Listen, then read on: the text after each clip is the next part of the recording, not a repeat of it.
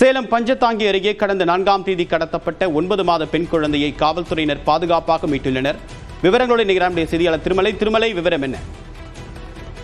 தேவா, சேலம் பஞ்சந்தாங்கி ஏரி பகுதியைச் சேர்ந்தவர் மதுரை. இவர் தனது மனைவி பிரியா மற்றும் 9 மாத பெண் குழந்தை ரித்திகா மற்றும் உறவினர்களுடன் அழகாபுரம் காவல் நிலையம் அருகே உள்ள மேம்பாலத்தின் அடியில் தங்கியிருந்து கூடை பின்னும் தொழில் செய்து வருகிறார்.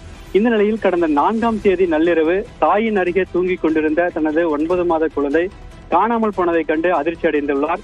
இதையடுத்து அக்கம்பக்கத்தில் தேடியும் கிடைக்காத குழந்தையை அடுத்து அங்கு இருக்கக்கூடிய காவல் நிலையத்தில் புகார் அளித்திருக்கிறார். இதையடுத்து புகாரின் பேரில் வழக்கு பதிவு செய்த அழகாபுரம் காவல் நிலைய போலீசார் தனிப்படை அமைத்து குழந்தை கடத்தல் சம்பவத்தில் ஈடுபட்ட நபர் குறித்து தேடுதல் வேட்டையில் ஈடுபட்டிருக்கின்றனர். அப்போது அங்கு பொருத்தப்பட்டிருந்த 100க்கும் மேற்பட்ட சிசிடிவி கேமராக்களை ஆய்வு செய்த பிறகு அந்த சிசிடிவி காட்சிகளில் இருசக்கர வாகனத்தில் ஒருவர் குழந்தையை எடுத்து செல்லும் காட்சி பதிவாகியிருந்தது. இதையடுத்து வாகனத்தினுடைய பதிவெண்ணை கொண்டு அதன் உரிமையாளர் யார் என்பது குறித்து தேடி வந்த நிலையில் அதன் உரிமையாளர் பொள்ளாச்சியை சேர்ந்த ரமேஷ் என்பது தெரிய வந்தது. இதையடுத்து அவருடைய தொலைபேசி எண்ணை தொடர்பு கொண்ட போது அந்த தொடர்பு எண்ணும் சுவிட்ச் ஆஃப் செய்து வைத்துள்ளார். இதையடுத்து அந்த செல்போன் டவர் எங்க இருக்கிறது என்பதை விசாரணை மேற்கொண்ட போது நாமக்கல் மாவட்டம் துறையூர் பகுதி தெரிய வந்திருக்கிறது.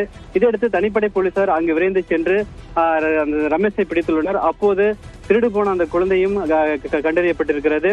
இதையடுத்து அங்கிருந்து மீட்கப்பட்ட குழந்தையை உரிய பெற்றோரிடம் ஒப்படைக்கப்பட்டிருக்கிறது. இந்த விசாரணையில் அந்த ரமேஷ் என்பவர் ஏற்கனவே 2 திருமணங்கள் செய்தும் தனது 2 மனைவிக்கும் குழந்தை இல்லாததை கண்டு இந்த குழந்தையை எடுத்து சென்று வளர்க்க முற்பட்டிருக்கிறார். இதனால் இந்த குழந்தை தற்போது மீட்கப்பட்டிருக்கிறது.